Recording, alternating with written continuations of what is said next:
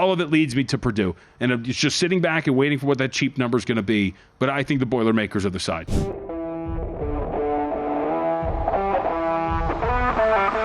This is VSiN Prime Time with Tim Murray and Jonathan Von Tobel on VSiN, the Sports Betting Network. But first up in the Final Four, NC State, Purdue. NC State, the 11 seed, taking care of Duke in the regional final there in the South region to get to the Final Four.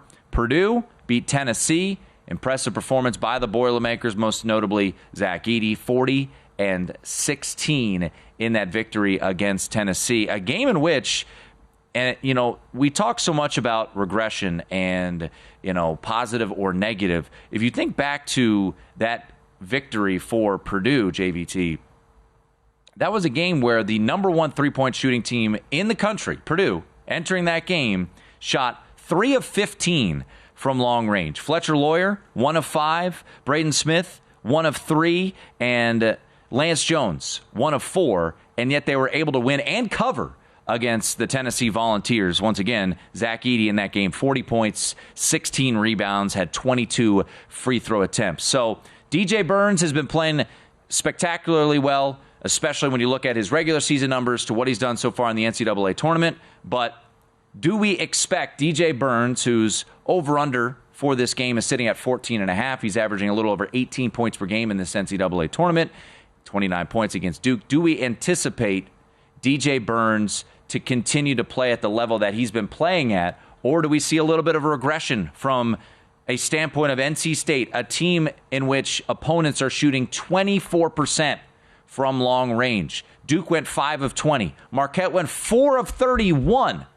Do we see some regression take place for NC State and finally their opponents to start hitting some three-pointers? Yeah, I think so. I mean, going to the DJ Burns point first, look, I don't think that you're going to be able to have a matchup where you're going to be able to post up Zach Edey and have success there. And, Purdue's going to work to keep that matchup the way it is. And they'll probably work to try to get some smaller guys on them. But I don't think that you're going to have success down low the way that you did against Filipowski. Even with your nifty footwork and passing, being able to shoot around or move Edey, I don't think that's going to be the case. So I do think you see some regression there. And by extension, look, it's just hard. Right, once that ball leaves your hands as a shooter, it's up to God and the Coriolis effect or whatever it is and everything else around the world that is going to make that thing go in or not. And so when you get a stretch like this that is so extreme, I'll give Jim Root credit. We talked to him at the three-man weave about these shooting numbers.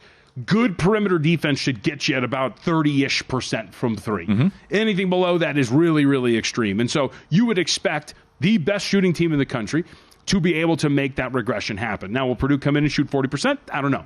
But am I going to bang on the fact that Purdue's going to shoot over better than 30%, maybe even 33%? I would say yes. So all of those things combined for me, Tim, and the fact that you have, frankly, right, the Cinderella aspect of this team and the support it's getting at the window, as we've kind of discussed with bookmakers throughout the week, all of it leads me to Purdue. And I'm just sitting back and waiting for what that cheap number is going to be. But I think the Boilermakers are the side. Yep, I laid it with Purdue, 8.5. And I would say, to JVT's point, I would be patient. Maybe you get an 8 in this particular spot. I have not gotten to the window yet on a DJ Burns under. I've thought about it. It is sitting there at 14.5. That also might be a situation where it continues to get played over because of his popularity and certainly his effectiveness that he has played with. But for me, it's a play on Purdue. It's a bit of a fade on NC State. It's also recognizing that Purdue, while they do not shoot a ton of threes, when they shoot said threes,